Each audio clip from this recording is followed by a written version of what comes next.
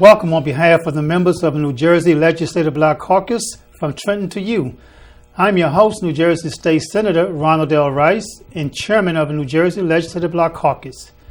Today we have a guest from Rutgers University with us from the great city of Newark, and we're going to have some conversation about the School of Public Affairs and Administration over at the School of Rutgers in Newark, New Jersey.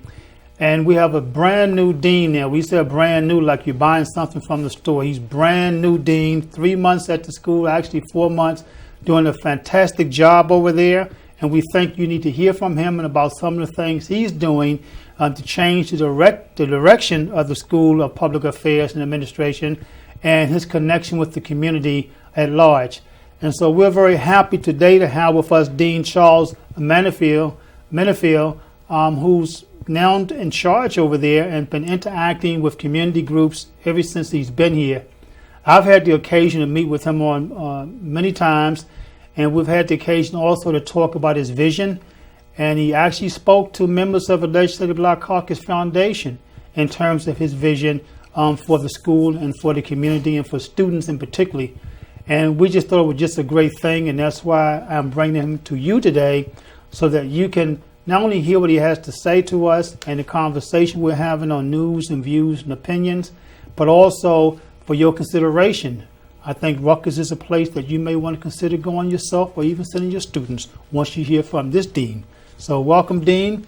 I'm glad to have you on the show today, and the members of the Legislative Black Caucus Foundation want to thank you publicly for attending the meeting and sharing with us your thoughts and some of the things we can do as a Black Caucus to partner with your particular area at the university. You know, we have a great relationship with what we call the greatest chancellor in the state of New Jersey, and that's Chancellor Nancy Cantor, and other chancellors may get upset about that, but we love her, so we can say those things and not worry about them getting upset.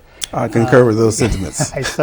But we also know she's done a great job in rounding off her team when she came to New Jersey, and she came here for the public. For those who may remember, those who may not know, when we merged the university systems, and it was just a whole big thing taking place with Rowan and Rutgers and New Brunswick and South Jersey and Rutgers here and the UMDNJ, which is now part of Rutgers as well. And so as a result of that, there's been some changes academically in terms of the direction of the institution, as well as in terms of the leadership and the leadership under the leadership, if you will. And Dean Manifield is one of those persons who was brought in by the chancellor to do just what he's doing and what he does best. We kind of stole him from an area where he was doing a great job, and that's how you get good people. You look and see who's doing the best job, and you steal them. You may even offer them a little bit more pay, I'm not sure, but you steal them, okay? But with that being said, let's turn to Dean Charles Menifield and let him introduce himself to you. It's good to have you once again, Dean. Can you tell our viewers something about yourself before we get into questions and answers? You know, the Charles that grew up and the things you like to do, and did you ever think you'll wind up being a dean at Rutgers University and the places that you were at the other university? Was that your direction? Or like me, did you think that you're going to be something else and kind of got pulled along in a new direction, So tell us about yourself. Sure. Well, first, thank you for having me on the show. I'm very pleased to be here. I grew up in Mississippi, small farming community in the Mississippi Delta, very close to Mound Bayou, Mississippi. My father was a dirt farmer. My mom essentially stayed home and took care of the kids, took care of my father. So having grown up on a farm, I definitely wanted to get out. So university education was the key for me. So I went to Mississippi State University, got my bachelor's and master's degree there, master's in public affairs and administration. After I graduated, I went off to the University of Missouri, Columbia, where I got a PhD in political science. And probably 2 or 3 years in, I figured out what I wanted to do. And that was to be a college professor. And I've had a pretty good run at being a professor. I graduated in '96 from the University of Missouri, went on to a small school in Kentucky, and then went back to my alma mater, taught there for 3 years, was eventually tenure promoted and decided, I want to do something a little bit different. So I went to work at the Congressional Budget Office. Probably the single most, good thing I've ever done for my career. Students appreciate practical applications, and when a professor can get some practical applications, it's a great thing. But probably 3 or 4 months into the Congressional Budget Office, I realized I really like being a professor. I love my job, but the reality is I just wasn't an 8 to 5 person. Growing up on a farm, I worked on the farm every summer. To be more specific, I was charged with feeding the pigs. There was a fairly substantial pig farm there. So I had to feed the pigs, clean out the stalls. Terrible job. But somebody had to do it. So getting up early was part of the farm life. But I also realized I didn't like getting up early.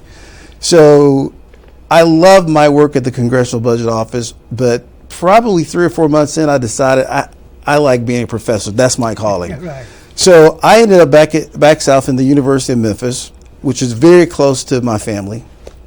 In fact, my daughter was there.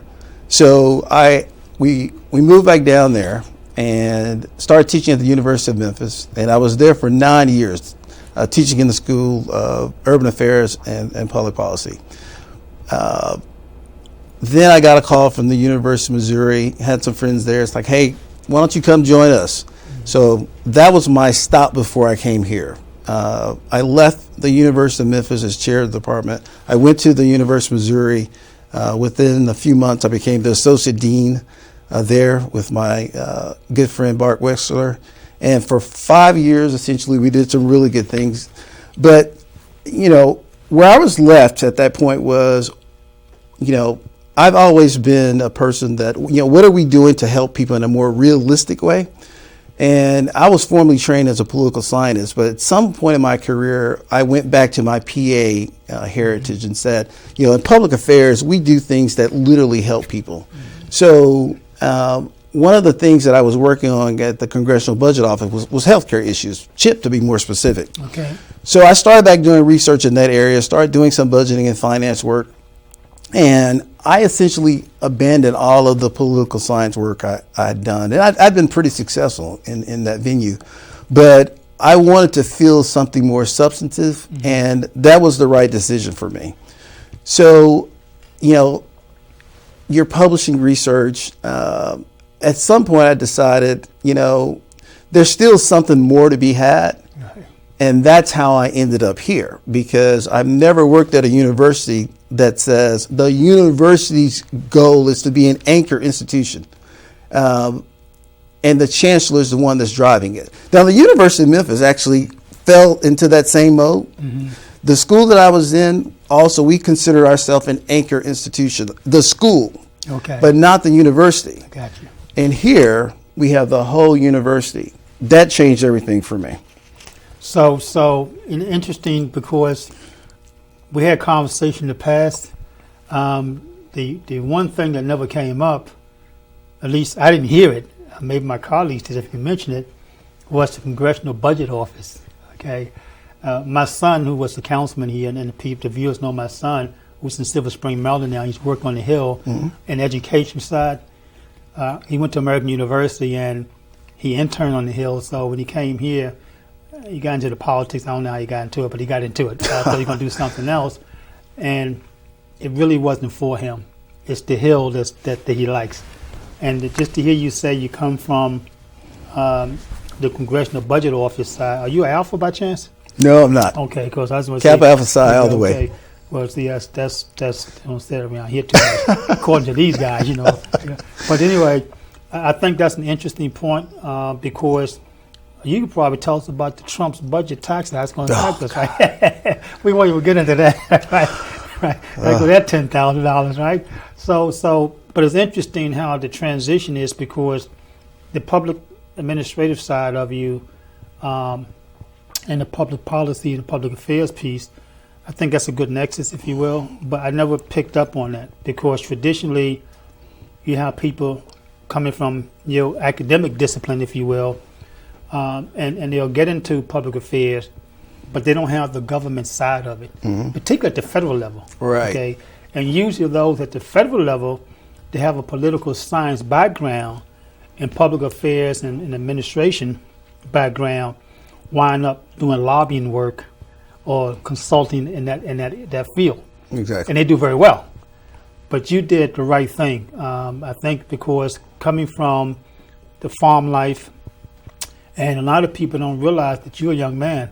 And when you start to talk about coming from the South, dealing with a lot of pigs and still getting up in the morning feeding them, I don't think that people think that still exists. Okay, but I'm from the South, but I'm from Richmond, Virginia. But the point, I know the country too, and my mother lives out in the country now, out in Gloucester County area, and so it shows that the things that are necessary are also things that continue to change our lives because we recognize that we want to do something different and better, and so it pushes you towards education. But I also think that that farm life is what made you realize that working with people who want to get more out of education to have a better quality of life made more sense to you because you know what it's like to hustle. I mean, to really hustle, okay, to get down in the dirt and do it the right way.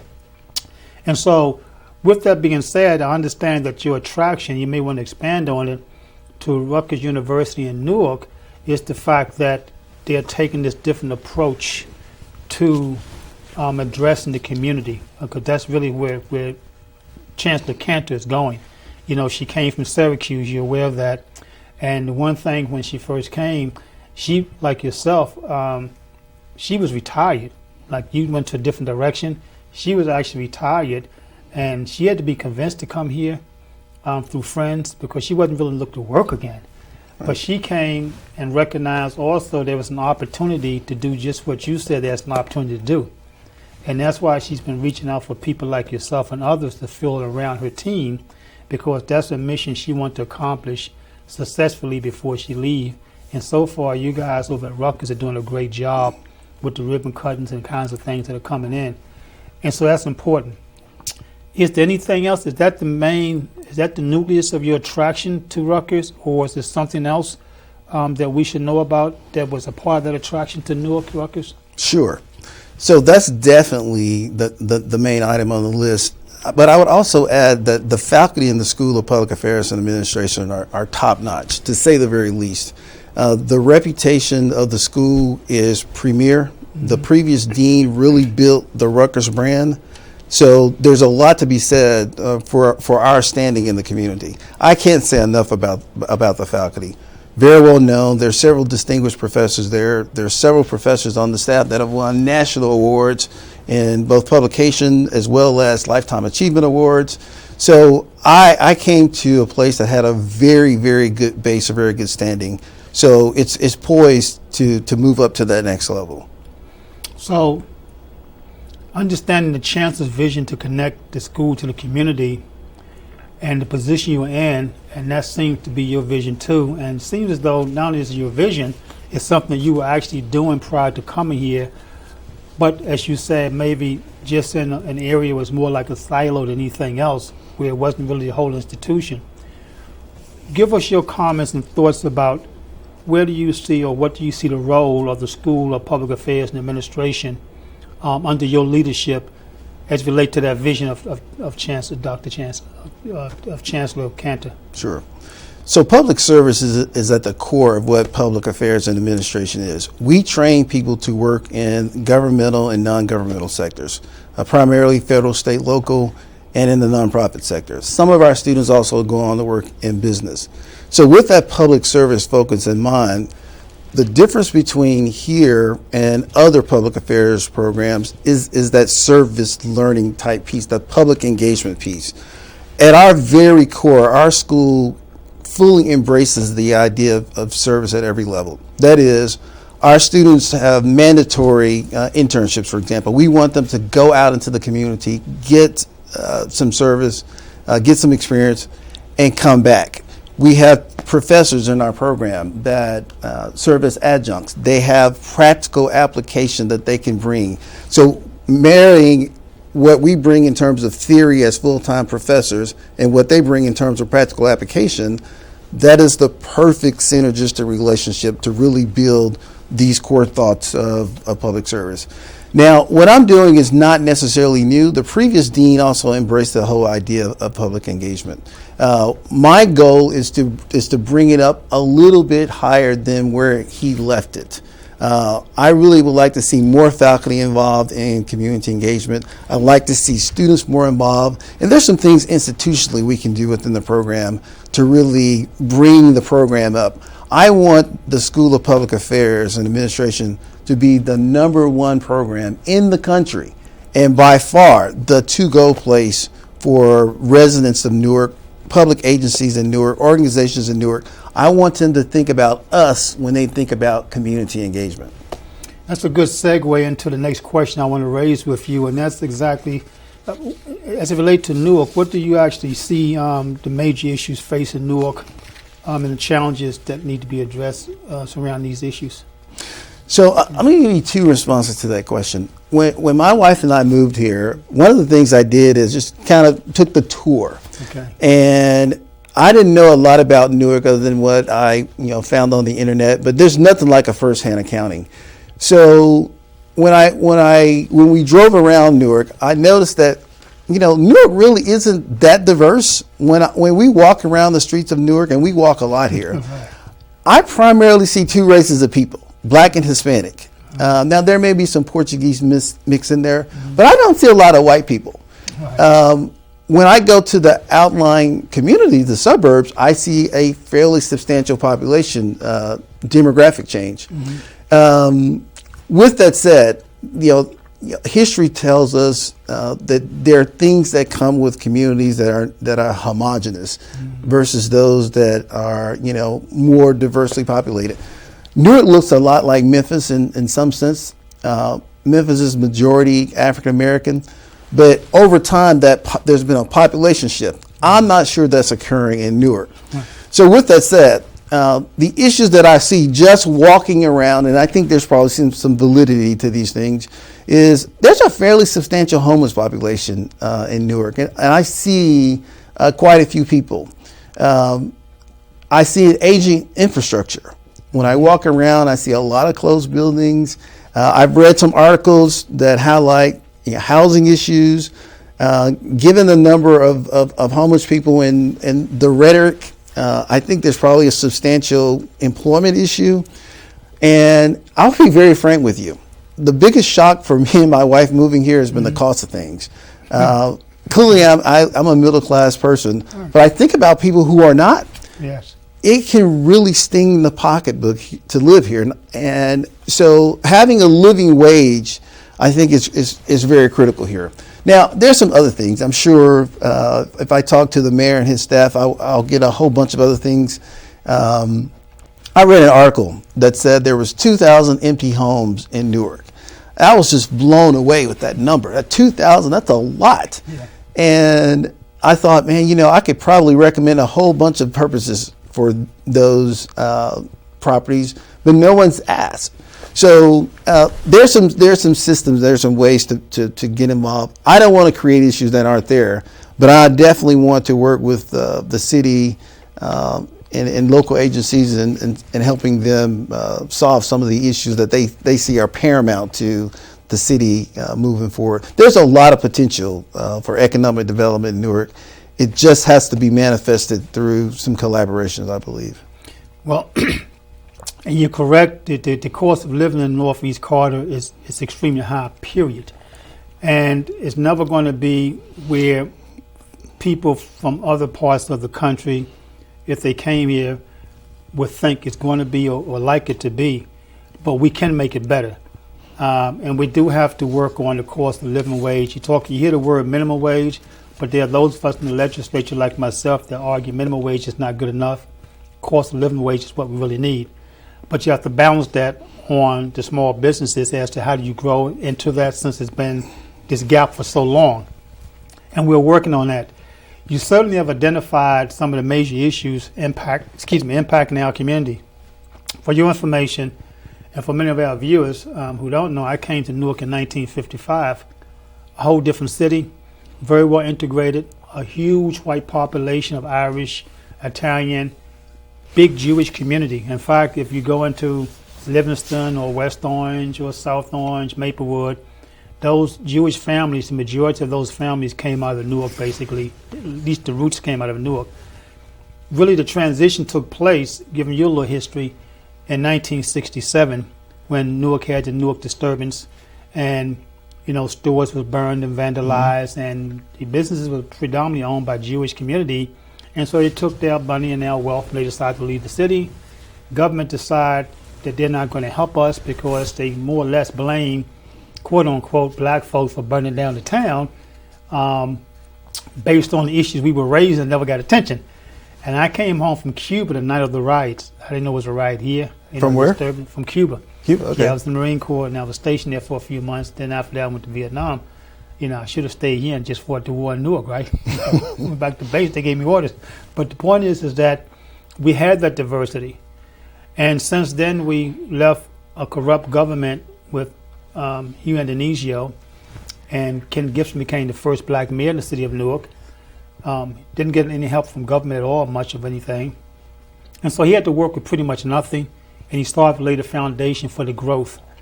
But we could never attract the businesses the way we really wanted to attract them or to get that diverse population back, primarily because if you recall the history, throughout the country there were disturbances and riots throughout urban cities, and a lot of it was based on the report findings that came out from the Kerner Commission under Johnson that indicate that black people in general were just being mistreated, discriminated against. They just felt that they're just blown up like a rubber band. French Revolution expanded, right? And so as a result of that, government started to promise the folk who ran from our cities this wonderful life in the suburban community and rural communities, that we were building infrastructure. We would move all the jobs out there that they had here in the cities they didn't want to come back to. And to be honest about it, if you look at New Jersey, those things never happened.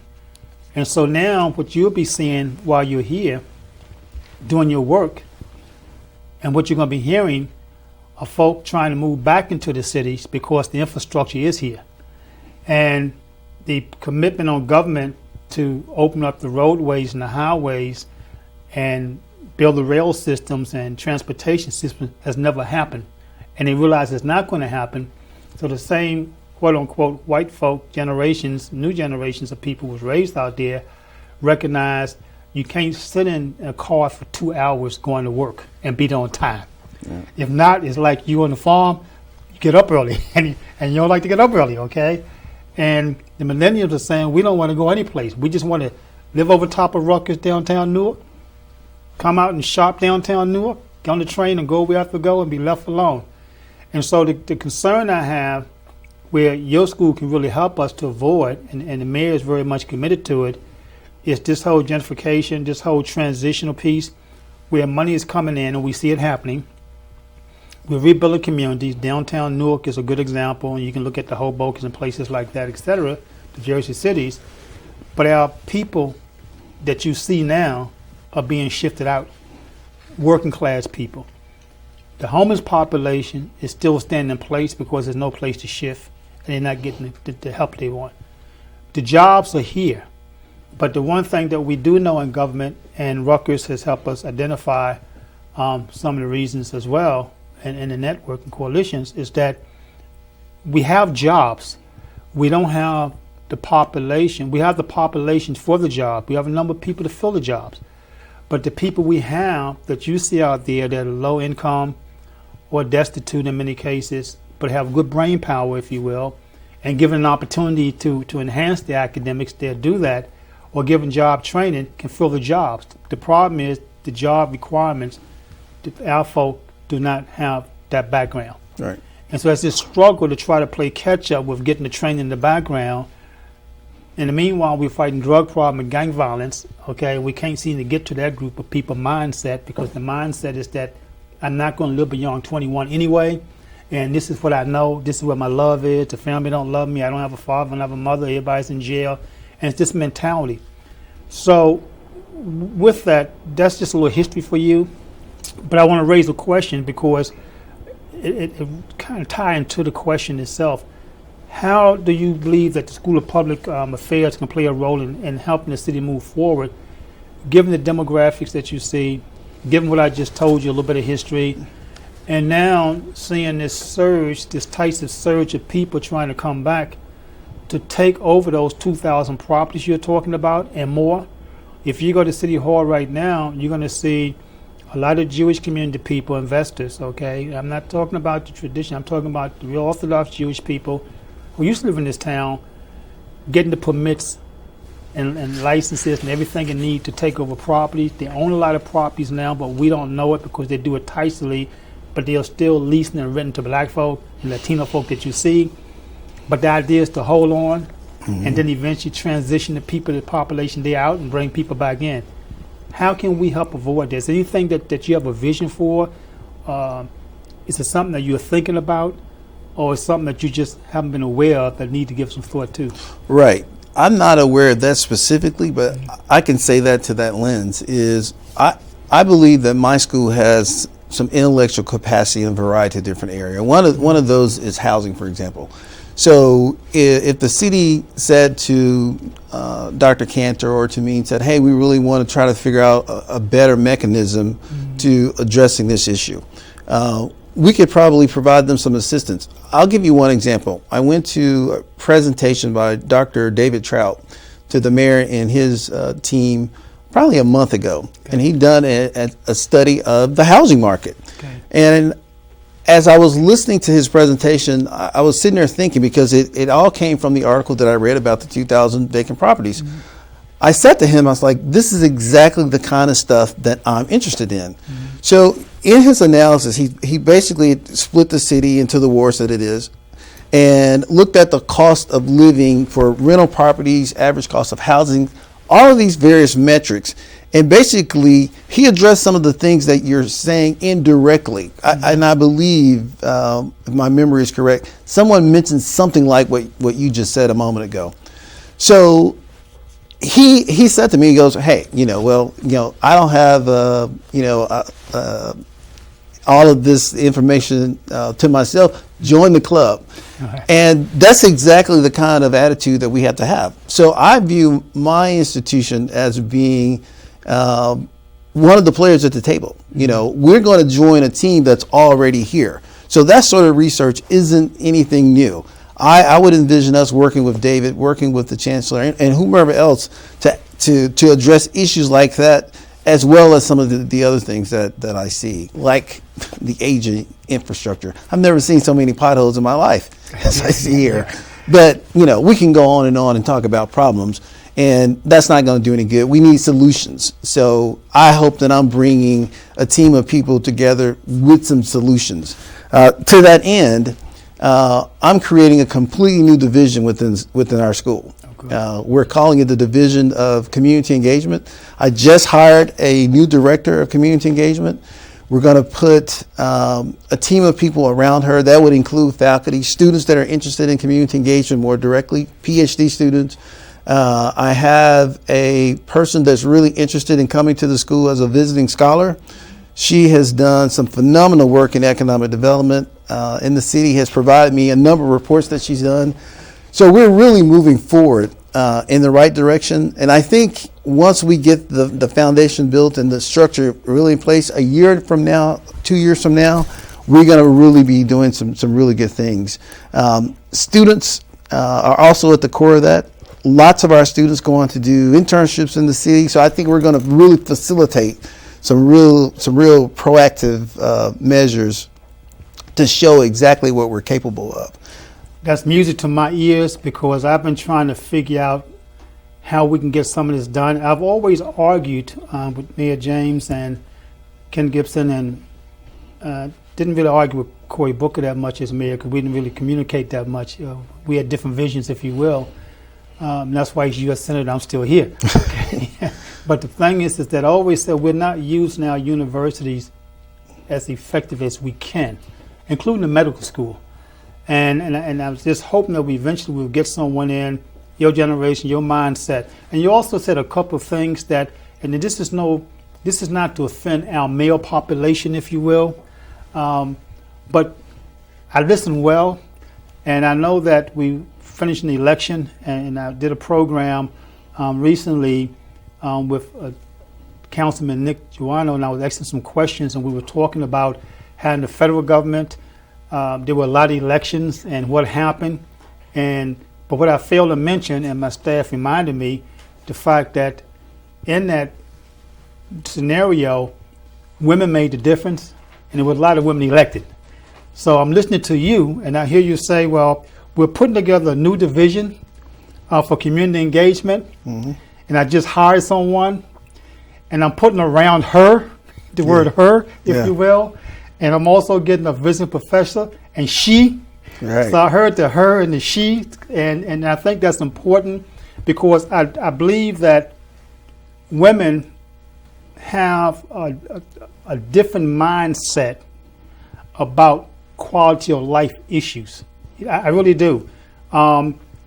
Even the woman who just stay-at-home moms or wife, okay, have a whole different mindset than men does about the house. What it should look like, how do you fix it, how do you keep it clean, okay? I think from an academic perspective, when you start to talk about people with public policy notions and administrative notions, when you start talking about engineering and architecting, I just think that their vision as to how things should look, and they're also very conservative, you know, unless they're buying clothes, women are very conservative money. Now you start talking about going and buying a Benz, they're going to tell you no. You talk about buying a fur coat, they're going to tell you yes. See, so they're very conservative about how they spend money for those kinds of fixed assets, if you will. And so I think it's important that you do that, and I'm going to look forward to it because we're going to have a conversation because I'm getting ready to go back on a program that the Institute of Social Justice, working with the Legislative Black Caucus, working with the Black Issues Convention, and some of our friends from the banking community, we wrote a program about the 2,000 properties you're talking about. And it wasn't really 2,000. We just believe that all these abandoned buildings, that there's a way to bring them up to code, rehab them, and put working families in them. Working families who live in the community right now or work in our communities. But there are some voids that need to be filled, and we believe we need to do this in conjunction with labor organizations. And so I'm going to have a conversation with labor, but I'm going to come to you first and bring the concept to you, because when you say you're going to have a community engagement, I'm going to need people to say, well, let me do a little bit more research. When they tell you no, here's how you can do that. Here's how you can fill that void, okay? That's how you connect that last dot. And I think if we do that, I think that's going to be a wonderful thing for New Jersey, because we've identified several areas in New Jersey we should be running such a program. And so Rutgers School of Public Affairs and Administration is definitely going to be a benefit to us on that. And that may be the area I come to you and talk about our intern and put on that project, et cetera. So now let me just go on, because we talk about your vision of what you want to do to help us. What is it that we should be doing, and we should get agents, Legislative Black Caucus as well as local government officials, that we can be doing to get agencies and then organizations in Newark to help you bring about the community engagement piece and your vision for it, because we don't have a lot. We have agencies, and we don't have a lot of agencies. We have some of the agencies that provide human services, but not enough to provide the other type of infrastructure, kind of knowledge and background of color, if you will, or Latino or brown, okay? We have business organizations, but the corporations want to see Newark grow the way they want to see it grow, and that's where the transition, as tight as it is, their workers back into the community and transition it out. Okay, so tell us what we can be doing. Okay, so the division that we're constructing, our goal is to work again collaboratively with people on campus and with people off of campus. There's a lot that's already going on, and it is not our objective to reinvent the wheel, but to add to some of the existing things. With respect to the persons outside of the university, my main charge to the Director of Community Engagement is to literally engage. Go out and find out where we can make a difference, not just in terms of the research and these sorts of collaboration, but also in terms of, where do we need to be placing our students? Who needs our students? What are the skills that we need to be providing them? There's a lot of entities that are already poised for this center. And let me be frank. Dr. Cantor, Dr. Marsha Brown, Dr. Diane Hill, Dr. Sherry Ann Butterfield, they have all connected me with lots of people, including yourself. I've gone to lots of galas, lots of events, and at all of these events, I meet the same sort of people. So I'm slowly beginning to build relationships with people myself. The person that I hired for the community engagement director also is from New Jersey. She's from Newark. She knows lots of people. So we already have a very good foundation to start. But what I want to do is expand that out to other entities. So the direct answer to your question is, I just need entities to be open to the idea of collaborating with us. Mm-hmm. We're not there to take away anything. We're there to help, to build, to work together, to create a synergistic relationship. That's our goal. Well, I know Dr. Hill at Rutgers, we love her to death. We always mention on our programs, we give her a shout outs. We protect her, and Marsha Brown, our chancellor. That's our team. Okay, we know that. But she's done a great job of building relationships. She's brought together organizations that have been out in the city for a long time. Some are new, who never knew that each other existed, never even knew what they were doing. And we're taking a step at a time. We haven't built any real infrastructure yet of any projects. We're just getting to identify and meet and say, okay, what can you do? Here's how we can help you. And that's all under the leadership of Rutgers University. And without Dr. Hill, I don't know where we'll be with that. And I suspect the same, just knowing you the short time I've known you, and Dr. Hill bring you to us too, I see the same coming from you. She just think it's so important to have that engagement piece, community engagement, because she knows the value of it just based on what she's been doing and the importance of it to get us to the next level, the next step. And I do believe that at some point in time, if you not have had a direct relationship or sit down with the mayor to share your vision and share his vision, because they're really two of the same, and he needs all the help he can get, I would suggest that we do that. If you need me to set it up, I would do that. Maybe we'll have lunch or something and spend some quality time together, because he's, it's his first 4 years, and I'm sure after the election he'll probably make some adjustments in his administration as well. He has some good people there, and he has some teams that's really ready to grow the city. And once again, they're going to need additional information too, because I don't believe in relying on a lot of the consultants that we engage. They have a different perspective. They're making money. Right. I believe in people who have a vested interest from an academic perspective that's going to give you real research and real value and weighted too. So there's nothing personal in it for them but to help people. And so what I want to ask you now is you've been here 3-4 months, and I know the Black Caucus Foundation received you very well, and that's a good group of people. But how has the university and the staff and the students received you, coming in from another location, et cetera? Is the reception good? I heard you mentioned before you're getting good support from some of the people, but overall, how are we doing? Oh, yeah, I would say definitely. Coming from the South, family is very important, and I tend to use the word family a lot. So when I communicate with the staff and faculty, I use the word family, because with that, it symbolizes something more than what one would expect. It symbolizes, for me, teamwork, that we're working together for a cause, and that we agree. We can disagree on some things, but when the rubber hits the road, we are all on the same page. So I would say I've been received very, very well, both on campus and off. I remember going to a ward meeting. In fact, you were there, the West Ward, maybe? Oh, yes, collaborative, yeah. And Dr. Hill was there introducing me to everyone, and it was just like a family affair. Yeah. So very much akin to what I would expect down south, so to speak.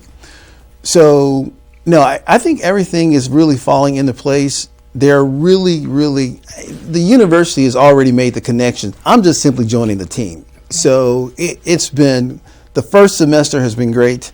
I'm still learning a lot. I'm still trying to figure out where all the pieces are. I'm still talking to the faculty about where they see our program and the things that we should be focusing on. So we're moving forward. I'm hoping by the end of this year to have the strategic plan done. That is the end of the academic year, at least well on our way. So yeah, I think we're in good shape. My wife and I like Newark. We like its proximity to the city. There's actually a lot more here to do. We went to our first hockey game here. Okay. That was a blast, to say the least. So it's different. I already said I lived in D.C. For a while, and she was there as well. So this is not our first East Coast experience. Right. The way people have been socialized here is pretty different than it is down south. We talk to everyone there. One of the things you're going to find about New Jersey, Newark, is going back in history, just to give you some history, is that Newark was the place to go to. Any day of the week, you have 1 million people on Broad Market, just in that area, just generally around the city. And which market? Broad Market downtown. Broad Market. So when the changes left after the rise, a lot of things went out. For example, when it comes to family, northern folk, I'm from the South, we have a southern value that never leave us, that those who were born in the North never had. It doesn't transition down from the family, even though the family may have come from the South in many cases, okay? So as a result of that, there were places we could go. So if I went out with my kids to the store or to have dinner, I'd run across you, and your kids. Now, so, Charles, I've been meaning to come see you, man. I'm going to come Saturday. Now, my kids kind of know your kids. They played before. So the kid going to be always grabbing my shoulder saying, Dad, when are we going to see Mr. Charles? When are we going to see Mr. Charles? So that remind me. Right. We don't connect anymore. There are people who I've grown up with that live in my neighborhood. I thought left the city years ago. I ran into and found they live around the corner from me. That's just untrue. Because I'm not going to do it politically. They're not home. So I didn't get to realize they live there. And then when they get up in the morning, they go to work this way, I go to work this way. There's no place for us to connect. We used to take our wives, I'm talking about mature adults now, even the young people. We had jazz clubs all over the place. We had supper clubs. We had this. So you had country and western music. We had bowling alleys all over the place. We had drive-in theaters. Broad Market, downtown Newark, probably had about 7 different theaters right down the strip. You had neighborhood theaters in the neighborhood. All that's gone. So when you start talking about community engagement, how you bring the infrastructure back, right, there's nothing for people to do but hang on the corners. Our playgrounds used to be full with kids playing basketball and trying to get to the pros. Then the playgrounds are parking lot for school teachers, and the kids' playground happened to be the street corner with the drugs. And when you start talking about putting those things back and making it right, government said no.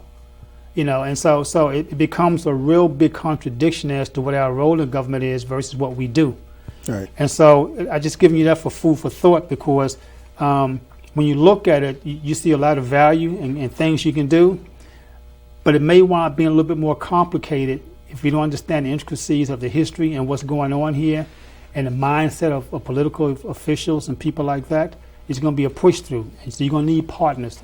And I'm going to partner with you to break through the ice and give you the history as I know, the real history. So I think that's important. Also, I know from being an elected official, and God has blessed me and the public has blessed me because they have actually given me the opportunity to do what most people cannot do, and that's to make policies and to write laws, which I take very seriously, because what I do impact your life and everybody else's, okay, and the work that you're doing. But I also know that the public put me back, and I've had my challenges from political operatives and party politics and stuff like that, primarily because I was able to build over the years a trust for coming from people believing in me. And so, I guess moving through what you want to do, you're going to have to build that trust as well.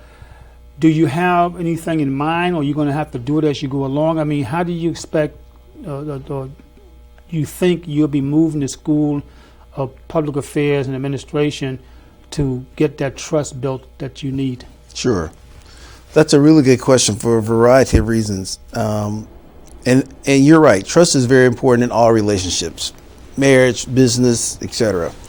So the school lacks a couple of things that I think is going to build that foundation. One is we don't have an advisory board. So one of the things I'm doing is creating an advisory board, and one of them will represent the school, one will represent our Master's in Public Affairs and Administration program. So the school board will be persons who embrace the vision of the school. So some of these people, in collaboration with the chancellor and her staff, we talked about, we vetted some people, some names, but we want people that are vested in the whole idea of public service and the goals that we have established for the school, specifically as it relates to community engagement. So once that team of people is put in place, so for example, if I say to you, I want you to join this board, what I'm going to get with you once you're there is I'm going to get your team too. So people are going to say, well, I don't know Charles Menifield, but I know Senator Rice. Right. Or I don't know Charles Menifield, but I know Nancy Cantor. My good friend, George Hampton. People know George. I was talking to Brian Quinn over at Alba the other day.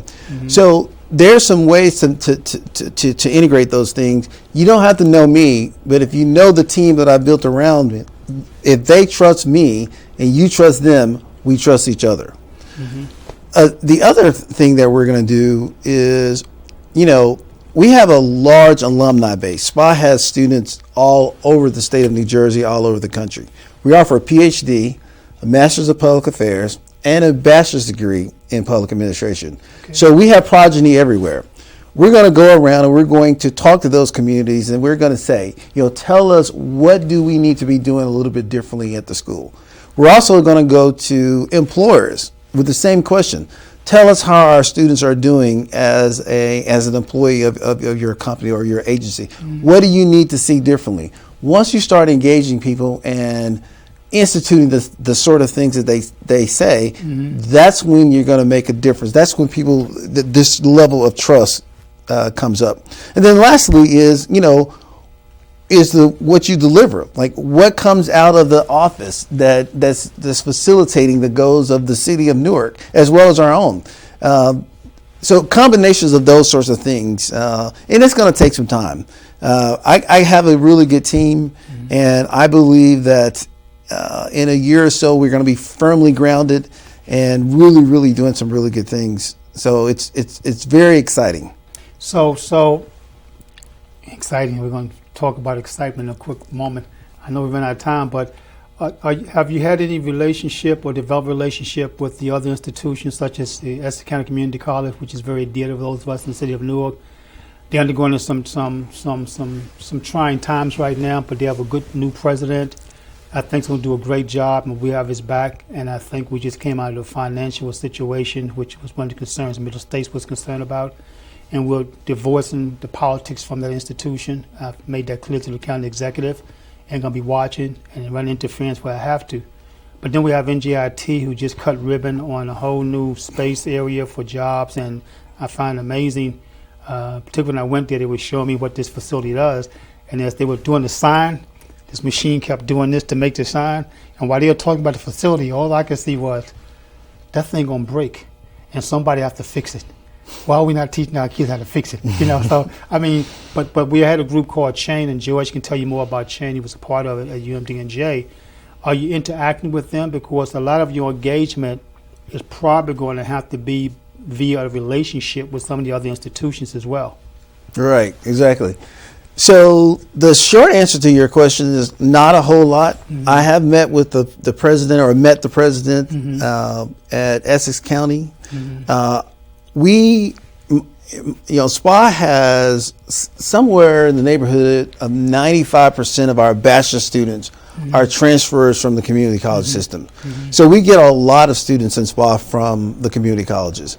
In terms of working with them on projects, I'm not sure how that would work, but certainly in terms of the student population, it's a direct feeder into our program. Well, I think that's important. And in the project stuff, eventually, you probably won't know how it's going to work until you get your plan written out and your vision where you want to go. Then you can realize that, okay, we can do this, but engineers does this, so we need to bring them in on the mix with interns working together or what have you, because it'd be interesting to see how an intern from a school, say of engineer for an example, I'm using it as an example now, and one from a public administration or policy perspective and someone from someplace else, of creating something that in the real world require those three to interact, because the consultant have to come in from the policy side, how to interact on a project. So it'll be interesting and something you want to keep in mind. And then you talk about, the students themselves. The world is going crazy. I mean, people pulling their hair out. Well, not you, but the people pulling their hair out. On this Trump stuff. Okay, I mean Trump stuff, and this is not whether you pro or for Trump. Both sides are just going crazy because they never know from day to day what's going to happen. And you happen to have students in the School of Public Affairs and Administration, and you talk about your political science background. How do you keep the students engaged and interested in your field, in your school, with all this madness going on? It's like, I ain't going out there, Right. Well, political science and public affairs, students entering our areas, our programs tend to ebb and flow based on elections. So during election years, political science tends to get more students, public affairs tends to get a little bump. But people that are really interested in public service, what we see on TV, we see lots of politics, but there are people behind the scenes. So public administration, public affairs and administration, we're the people that are doing the work. We're not the ones that you see on TV. We're the people that are literally doing the work. That's what we train people to do. So what I would say to students that are out there who are interested in working in nonprofits, who are interested in working in government, we're the program for you. Put the rhetoric aside. If you want to be a doer, we can show you how to be a doer. We can show you how to write policy. We can show you how to implement policy. We can show you how to execute policy. That's what we do day to day. That's good, because I think somebody need to teach me how to write policies. Look like the ones I've been writing, they get passed, but nobody enforce them. So I got to find you have to teach me an enforcement mechanism, okay? So how does now? I know we're going to be wrapping up, but what do you really expect Spark to do in School of Public Affairs and Administration for cities like Newark? Because usually Newark is a city that whatever happens here, if it's good, it'll take off someplace else. And our boys, we have Newark, we have East Orange, we have the Township of Irvington, and we have the Bloomfields, we have, the Orange. And if you talk about the urban cities, you're talking about Orange, East Orange, Irvington, Newark. And that's the population we're feeding into you. And you're getting a lot of these students with the credits being transferred because we did the articulation agreement. That was my legislation, by the way, years ago, to make sure that Essex County Community College students, when they transferred here, those credits was counted for, because at one time, the four-year institution didn't want to do that. And so I had to compel that by way of law, but it's working for us. So what do you think you're taking SPAA now? And I guess, because for the sake of time, how does the research that you'll be doing or you are doing really fit into the context of Newark or cities like Newark? Okay. So in the past, and I'm going to say in the past because I don't do a whole lot of research now since my job as dean takes up all of my time essentially. But a lot of my work is focused on things like infant mortality, obesity. I've done some work on police killings, the Children's Health Insurance Program. Those things, what I learned about all of those programs, particularly the public welfare and the public health issues, is all of those things don't occur in vacuums. Mm-hmm. If I say to myself, I was in Memphis. Memphis was the fattest city in the U.S. when I was there. Mm-hmm.